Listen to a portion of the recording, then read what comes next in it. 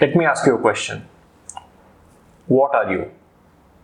But before you go forward and answer that, let's talk about this video and why this video is super critical and super important to you, no matter who you are. Just lend me a few minutes and I will persuade you for the same.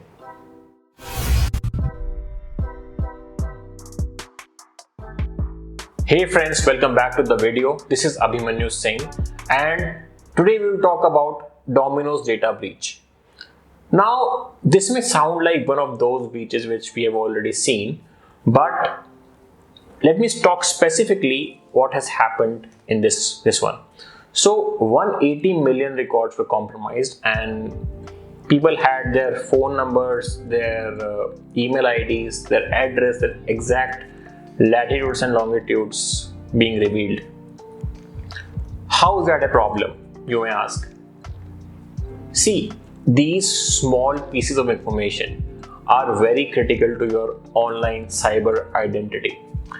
And by putting these small pieces together, attackers can basically deploy very sophisticated attacks on your system. And there is a particular technique called social engineering, which is very widely employed in such cases. So there are some attacks which are purely based on computer systems, but there is other side of human computer interaction, which is basically human.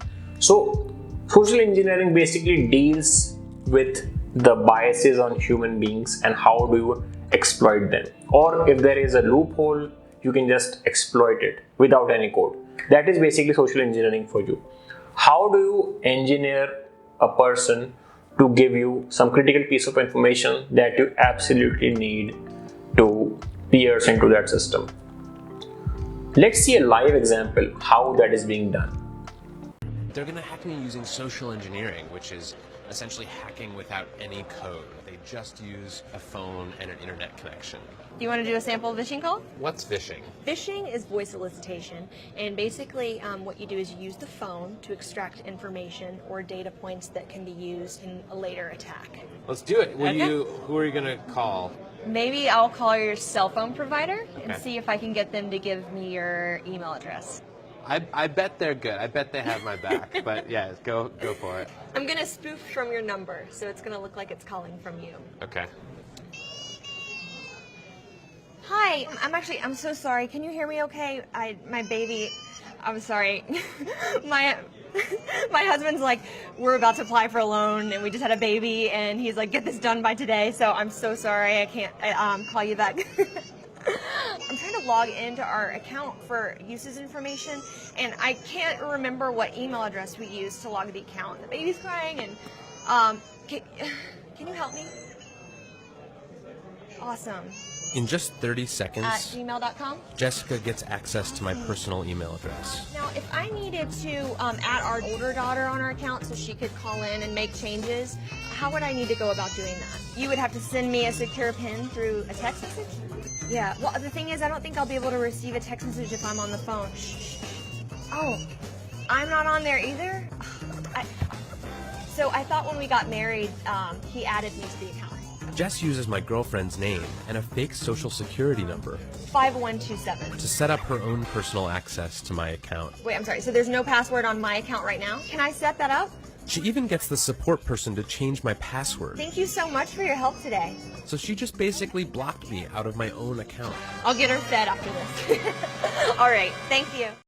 So you just saw that how with a very minimal information, attackers can gain access to your accounts and your systems and basically compromise your entire security. You must be wondering, what should we even do about it?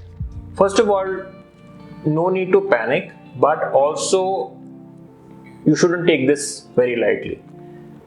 There is a website called 𝐈𝐧𝐬𝐭𝐚𝐠𝐫𝐚. You can check your email address and your phone number to find out whether it had been a part of any data breaches in the past.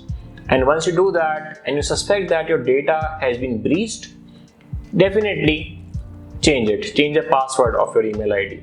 Now, one thing to keep in mind is do not keep your password very closely related to your own identity. Secondly, while keeping a security question as a backup plan for retrieval. Again, do not answer questions like what is your dog's name honestly and put your dog's photo on Instagram the next day with the caption happy birthday Snoopy. That's again not a very good thing to do. Third thing is, be very vigilant about any message from your bank accounts to your mobile phones. Establish the credibility of the source before proceeding or divulging any information, because you may never know what kind of information the attacker might already have, and they may use it to establish their credibility in front of you. They are trying to divulge information from you. You should not give it if you are not very convinced about the source. Be very careful about the fact that even though these small information isolated may not be very impactful, but when combined together they really present the holistic picture of your cyber identity. So to revisit our opening question, what are you? You can be a record somewhere in someone's hard disk. But it does not matter, because it's not who I am underneath, but what I do that defines me.